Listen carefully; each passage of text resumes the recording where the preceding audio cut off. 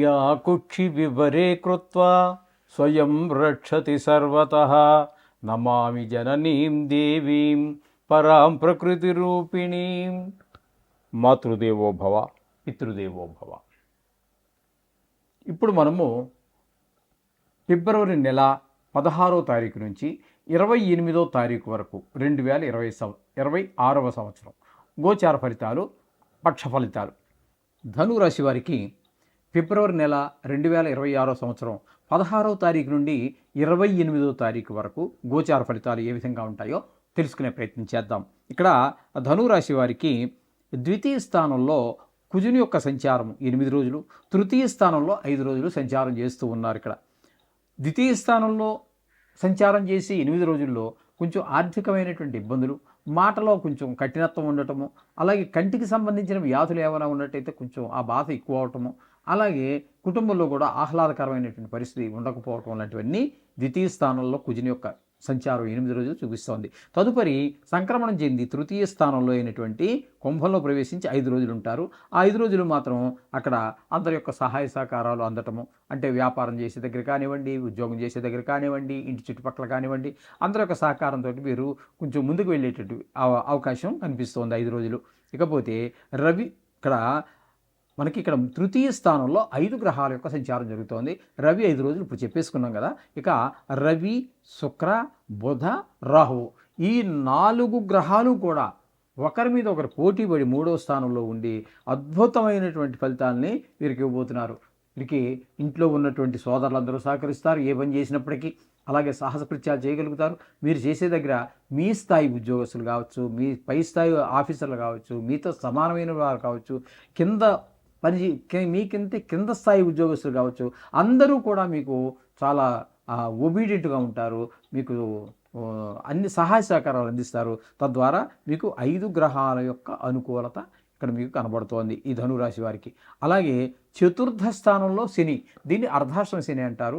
శని యోగించజాలడు, కొన్ని సుఖాలను మనకు దూరం చేస్తూ ఉంటాడు. తల్లిగారి ఆరోగ్య విషయంలో కొంచెం చూసుకోండి.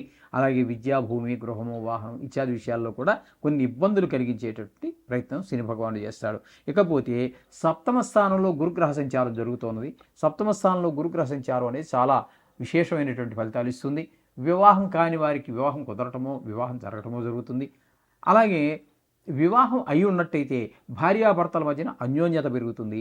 అలాగే భాగస్వామ్యంలో వ్యాపారం చేసేవారి మధ్యన ఒక మంచి అవగాహన, ఆ మంచి అవగాహన ద్వారా వారు మరింత ముందుకు వెళ్ళగేటువంటి అవకాశం కనబడుతోంది. ఇకపోతే ఈ ధనురాశి వారికి భాగ్యస్థానంలో కేతుగ్రహ సంచారం మాత్రము మంచి ఫలితములు, శుభ ఫలితములు ఇవ్వజాలడు. తండ్రి గారి ఆరోగ్య విషయంలో కొంచెం ఇబ్బంది పెడతాడు, తొందర పెడతాడు.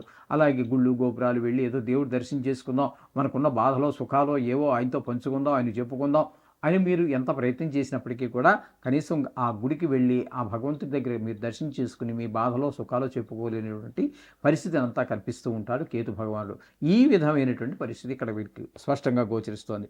మనం ఇక్కడ వీడి అదృష్టం ఏంటంటే 3వ స్థానంలో ఉన్నటువంటి రాహువు, బుధుడు, శుక్రుడు, రవి, కుజుడు కూడా అనుకూలమైన పరిస్థితులు ఇస్తూ ఉన్నారు ఇక్కడ. ఇకపోతే గురువు కూడా పూర్తి సహాయం అందిస్తున్నారు. కాబట్టి ఇక్కడ 6 గ్రహాల యొక్క మొత్తంగా ఇప్పటి వరకు చెప్పుకోవాలి అన్నట్టయితే ఇప్పటి వరకు చెప్పుకున్న వాటిల్లో అద్భుతంగా ఉండేటటువంటిది ధనురాశి వారికి. వీళ్ళకి చాలా బాగుండే అవకాశం ఉంది. శని ఒకటి ఇబ్బంది పెడుతున్నారు, కేతు ఒకటి ఇబ్బంది పెడుతున్నారు తప్పితే మిగతా గ్రహాలన్నీ కూడా అనుకూలమైనటువంటి పరిస్థితుల్లో ఉన్నాయి.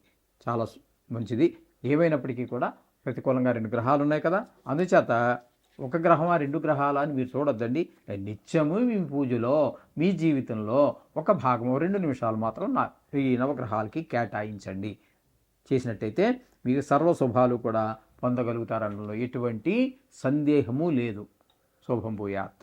మీరు ఆ గుళ్ళకి వెళ్ళి భగవంతుడి యొక్క దర్శనం చేసుకోవడానికి కూడా ఆటంకాలు కలిగిస్తూ ఉన్నారు. అంటే కుజుడు పూర్తిగా ఈ 13 రోజులు మీకు ప్రతికూలురే.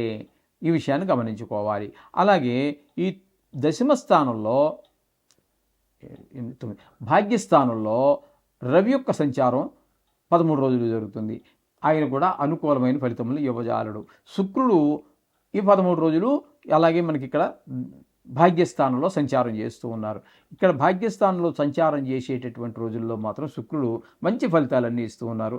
అలాగే మీ తండ్రి గారి ఆరోగ్యం బాగుండటం, గుళ్ళు గోపురాలు తిరగలగటం, అలాగే పిల్లల ప్రవర్తన కూడా బాగుండటం, భావాద్భావం తీసుకుంటే మనకు 9 భాగ్యస్థానమే వస్తూ ఉంటుంది. కాబట్టి అక్కడ శుక్రుడు యొక్క అనుకూలత వలన పిల్లలు చదువులో రాణించటము, వారికి ఏదైనా సంగీతంలో కానీ, సాహిత్యంలో కానీ, డ్రాయింగ్ ఇట్లా లలిత కళల్లో దేనిలోనైనా ప్రవేశం ఉన్నట్టయితే వారు అందులో కొంచెం రాణించడం, ఇవన్నీ కూడా మనకి కొంత ఊరటనిస్తాయి, సంతోషాన్ని కలిగిస్తూ ఉంటాయి. ఇక బుధుని కనుక మనం తీసుకున్నట్టయితే ఆయన కూడా 9వ స్థానంలో బుధుడు యోగించజాలరు. కాబట్టి ఆయన ఇక్కడ చేసేటటువంటి పని ఏంటంటే, అలాగే తండ్రి గారి ఆరోగ్యం బాగుపోవటం, ఏదో గుళ్ళకి గోపురి దేవుడు దర్శనం చేసుకుని దేవుని మొక్కుకొని కాస్త మనశ్శాంతి పొందుదాము అనుకుంటే దానికి అట్లా ఆయన కూడా కొంచెం ఇబ్బంది కలిగించేటట్టు దర్శనం అవ్వదు. అలాగే గుళ్ళు గోపురాలకు వెళ్ళడం టైంకి కలిసి రాకపోవచ్చు, లేకపోతే ఆ టైంకి ఇంకా ఇంతకంటే ముఖ్యమైనటువంటి పని ఏదో వచ్చి మీద పడడం, ఇట్లాంటి చికాకుల వల్ల ఒక దర్శనం చేసుకోలేనటువంటి పరిస్థితి. అలాగే రాహువు కూడా ఇక్కడ మనకి మొత్తంగా 5 గ్రహాలు మనకు 9వ స్థానంలో ఉన్నాయి. ఇందులో మనకి యోగించేటటువంటి ఏకైక గ్రహం ఏదైనా ఉందంటే ఒక్క శుక్రగ్రహం ఒకటే. మిగతా 4 గ్రహాలు కూడా మనకి ఇక్కడ ఈ 9వ స్థానంలో ఉన్నటువంటి యోగించటం లేదు. అలాగే రాహు వల్ల కూడా ఇవే ఫలితాలన్నీ ఇస్తూ ఉన్నారు. ఇకపోతే దశమ స్థానంలో శని సంచారం వృత్తిపరమైనటువంటి అనేక ఆటంకాన్ని కలగజేస్తూ ఉంటారు. అంటే ప్రభుత్వ ఉద్యోగం కావచ్చు, ప్రైవేట్ ఉద్యోగం కావచ్చు, వ్యాపారం కావచ్చు, ప్రతి మనిషి ఏదో ఒక వృత్తి చేస్తూనే ఉంటారు కదండి.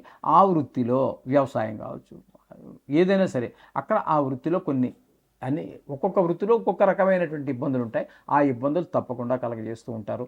ప్రభుత్వ ఉద్యోగులు ఉన్నాడు అనుకోండి, అవసరం లేని అంటే తనకి దూరమైనటువంటి ప్రదేశాలకి ట్రాన్స్ఫర్ అవ్వటము, ఇట్లాంటివన్నీ ఉండేట అవకాశం ఉంటుంది. అదే ప్రైవేట్ ఉద్యోగస్తులు అనుకోండి, ఉద్యోగాలు మారవలసిన అవకాశం ఉంటుంది. ఎందుకంటే ఆయన లీవ్ పెట్టేసి ఒక 3 నెలలు 4 నెలలు లీవ్ పెట్టడానికి అవకాశం ఉండదు. ప్రభుత్వ ఉద్యోగం అయితే ఉంటుంది. కాబట్టి ఈ ప్రైవేట్లో 3 నెలలు 4 నెలలు పెడితే తీసేస్తారు. కాబట్టి ఆయన ఉద్యోగం మారేటువంటి అవకాశం కూడా అక్కడ మనకి గోచరిస్తూ ఉంది. ఈ విధమైన ఫలితాలన్నీ కూడా మనకి ఇక్కడ మనకి స్పష్టంగా గోచరిస్తున్నాయి మిథున రాశి వారికి. వీరికి అనుకూలంగా ఉన్నటువంటి గ్రహం ఏది అంటే ఒక్క కేతు గ్రహము, శుక్రగ్రహము, 2 గ్రహాలు అనుకూలత ఉన్నదండి. మిగతా ఏ గ్రహము కూడా అనుకూలత లేదు. కాబట్టి ఈ కొంత పాక్షికంగా ఉన్నప్పటికీ కూడా మొత్తం మీద 2 గ్రహాల యొక్క అనుకూలత అయితే బాగుందండి. మిగతా గ్రహాల యొక్క అనుకూలత ఆశించదగిన రీతిలో లేదు. కాబట్టి మిగతా గ్రహాలు ప్రతికూలంగా ఉన్నా మీరేమీ కంగారు పడద్దండి. ఇది కేవలం 13 రోజులు మాత్రమే, అది కూడా గోచారం మాత్రమే. కాబట్టి మీరు ఏమీ కంగారు పడక్కర్లేదు. ఈ 13 రోజులు మీరు శుభ్రంగా నవగ్రహాలు ఎలాగ చదువుకుంటున్నారు కదా, మనం 2.5 సంవత్సరాలుగా నేను ఏకధాటిగా చెబుతూనే ఉన్నాను, నవగ్రహాలు చదువుకోండి అయ్యా, 2 నిమిషాలు సరిపోతుంది, అది మిమ్మల్ని కాపాడుతూ ఉంటుంది. మనకి ఇక్కడ రాసిన రాతను ఇంప్లిమెంట్ చేసేటటువంటి వాళ్ళు నవగ్రహాలే అని చెబుతూనే ఉన్నాను. ఈసరికి ఎంత జ్ఞాపక శక్తి లేనటువంటి వారికైనా, ఎంత చదువు రాని వారికైనా కూడా వెనకాల చదువుతుంటే కూడా మీకు ఖచ్చితంగా నవగ్రహ స్తోత్రాలు వచ్చే ఉంటాయి. అవి సరిపోతాయి ఖచ్చితంగా. అవి 13 రోజులే కాబట్టి ఆ తర్వాత అంతా మళ్ళీ వచ్చే వారంలో ఎలా ఉంటుంది గ్రహచారం అనేది తర్వాత చూద్దాం.